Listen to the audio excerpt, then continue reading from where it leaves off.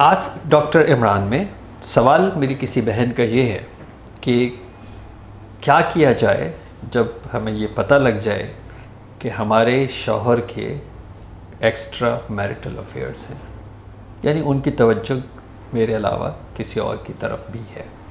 अब क्या किया जाए?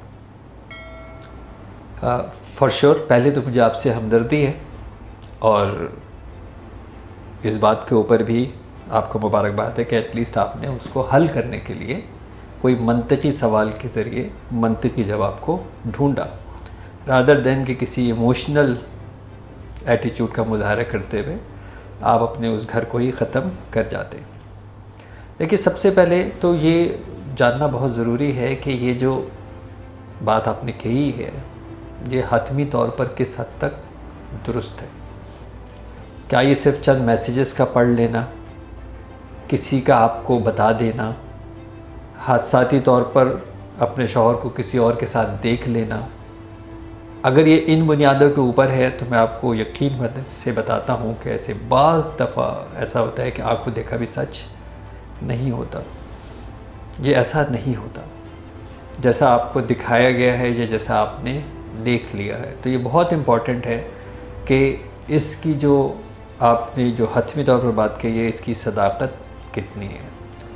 इस सदाकत को ज़रूर चेक करना चाहिए, लेकिन इस तरह नहीं कि डायरेक्ट ही जाके शौहर के ऊपर कन्फ्रंट कर दिया जाए, या फ़ौरन ही शौहर के सामने जाके उसका फ़ोन चेक किया जाए, या फ़ौरन ही अपने शौहर के सामने ये बताया जाए कि मैं आपके सामने सबूत ला के दिखाऊँगी कि आप ये काम कर रहे हो। ये तरीक़ेकार नुकसानदेह साबित होगा।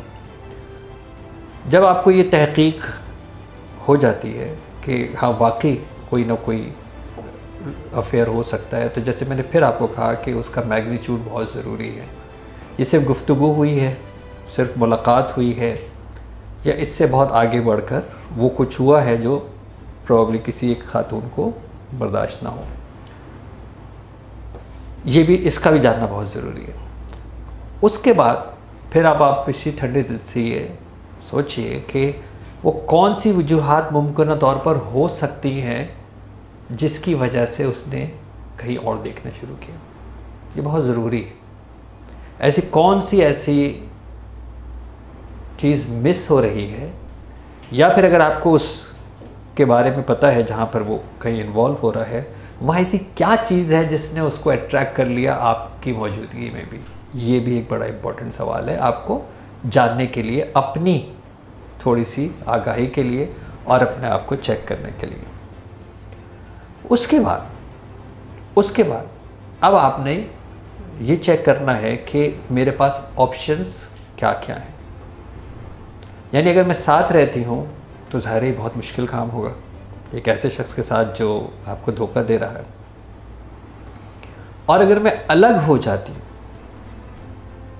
तो उसके फ़वाइद और नुकसान क्या होंगे।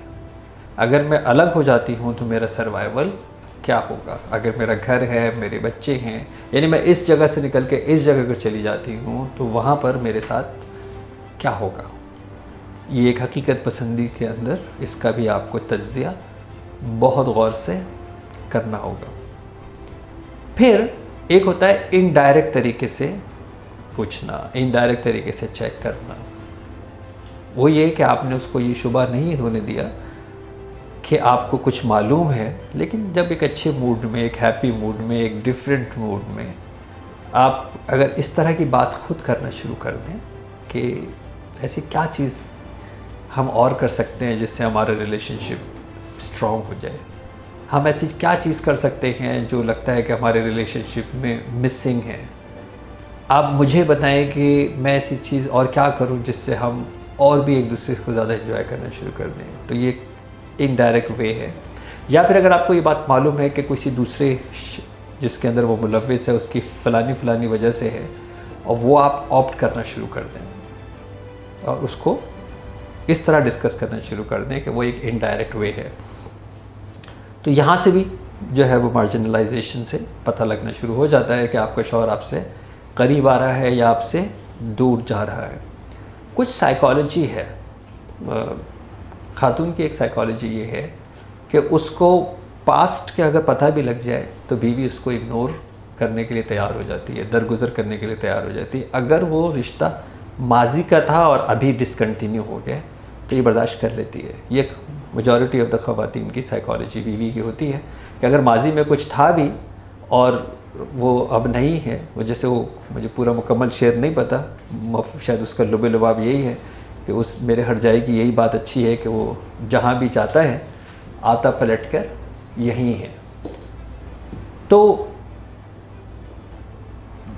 अगर आपको ये लगता है कि ऐसा टाइम आ गया है जहाँ पे हम डिस्कस कर सकते हैं, ब्लेम कर सकते हैं, यानी ब्लेम करने के बजाय हम ये डिस्कस कर सकते हैं कि क्या ये मुमकिन है कि आप किसी और में दिलचस्पी लें मेरे अलावा, और पहला आपका जवाब आएगा, उसका जवाब आएगा नहीं नहीं नहीं, नहीं, नहीं ऐसा कैसे हो सकता है। लेकिन आपने एक हल्का सा इशारा ये ज़रूर दे दिया कि कुछ कुछ आपको पता लग गया है। तो जैसे मैंने आपको कहा कि आपको अगर ये पता नहीं लगता अपने इस शौहर के बारे में तो इसका मतलब सब कुछ सही था। आपको क्योंकि पता लग गया तो इसलिए अब आपके लिए ये परेशानी का बाइस है। ऐसे ही है ना। तो अगर वो इतनी होशियार हो जाए कि आपको पता ना लगे तो आपकी वो स्टेट होगी कि ऐसे ही है तो जैसे कुछ नहीं हुआ। वो बड़ा मुश्किल लग रहा होगा ना मेरी बात, लेकिन मैं तो आपको एक नफ्सियात की बात कर रहा हूँ, हकीकत की बात कर रहा हूँ कि अगर आपको किसी के बारे में पता ही नहीं है तो आप उसके बारे में खुशगुमानी और बदगुमानी कैसे करेंगे। तो अपने शौहर के साथ बात करने का आपको मौका ऐसे मिल जाते हैं जिसके अंदर आप इस तरह ही बात कर लेते हैं तो भी एक रास्ता निकल आ सकता है और वो हो सकता है उस रास्ते को वो छोड़ दे। क्योंकि घर अल्टीमेटली जीत जाता है, बच्चे अल्टीमेटली जीत जाते हैं, घर का माहौल, घर की इम्पोर्टेंस। उस पर्टिकुलर टाइम के ऊपर आपको ज़्यादा खिदमत करनी चाहिए। मुझे पता है थोड़ा सा मुश्किल लगेगा लेकिन आपको रीगेन करना है, स्पेशली अगर आपके पास इसके अलावा कोई चॉइस नहीं। क्योंकि ऐसी बहुत सारी बच्चियाँ जब हमारे पास मैरिटल काउंसलिंग के लिए आती हैं और आके ये बताती है कि वो जो है मैंने उसको पकड़ भी लिया, मैंने स्क्रीनशॉट भी दिखा दिया, मैंने ला के उसको प्रूव कर दिया। मैंने कहा अब क्या होगा, अब तो आपने सब कुछ खोल दिया ना, आपने उसको एक्सपोज भी कर दिया। अब अगर वो घर से, आप अपने घर जा सकती हैं? नहीं। आपके घर में आपके लिए जगह है? नहीं। आप अकेली रह सकती हैं? नहीं। आप अपना फाइनेंशियल बर्डन उठा सकती हैं? नहीं। तो फिर इस हिमाकत की क्या ज़रूरत थी? क्योंकि अब तो आपने उसको खुद एक्सपोज कर दिया। अब वो काम वो जो थोड़ा बहुत छुप के कर रहा था आपकी वजह से, अब वो सामने भी करेगा, हो सकता है घर में भी करना शुरू कर दे। अब कितना मुश्किल होगी ज़िंदगी। तो हकीकत के अंदर जो मैंने आपको इतनी सारी बारीकियाँ बताई हैं, इमोशन से हट के, जज्बात से हट के, इस तरह आपको वो हकीकत के फ़ैसले लेने चाहिए। और अगर आपको घर बचाना है, बच्चों की लाइफ को बचाना है, तो फिर अब आपको थोड़ा एक्स्ट्रा आप ही को काम करना पड़ेगा। ज़्यादा मोहब्बत दिखानी पड़ेगी, ज़्यादा खिदमत दिखानी पड़ेगी, ज़्यादा अच्छी कम्युनिकेशन दिखानी पड़ेगी। क्योंकि नॉर्मली तो ऑपोजिट होता है, क्योंकि आप कहेंगे एक तो धोखा भी वही दे और ऊपर से अच्छी भी मैं ही बनूँ, सबक ना सिखाऊँ। सबक सिखाने में अगर घर जाया हो रहा है और आपके पास कोई चॉइस नहीं है तो फिर सबक सिखाने का फ़ायदा कोई नहीं है। हमने अपनी प्रैक्टिकल ज़िंदगी में देखा है कि अगर इन मामलात को खुश असलूबी से, खुश दिली से, नरम दिली से, अक्लमंदी से हैंडल किया जाए तो वो जो इधर उधर की कभी कभार होती भी है चूक भटक, वो या तो चली जाती है और बंदा जो है वो वापस लाइन पे आ जाता है। और जैसे मैंने आपको कहा कि ख़ातून की ये नफ्सियात में होता है कि वो अगर पहले वाली कोई है और करंट नहीं है तो वो बर्दाश्त कर लेती है, उसको करंट वाली कोई नहीं चलती है, यानी वो शेयरिंग नहीं करेगी इस वक्त इस तरह की। तो इन बातों के ऊपर तवज्जो दीजिए और मुझे लगता है कि घर को बचाया जा सकता है।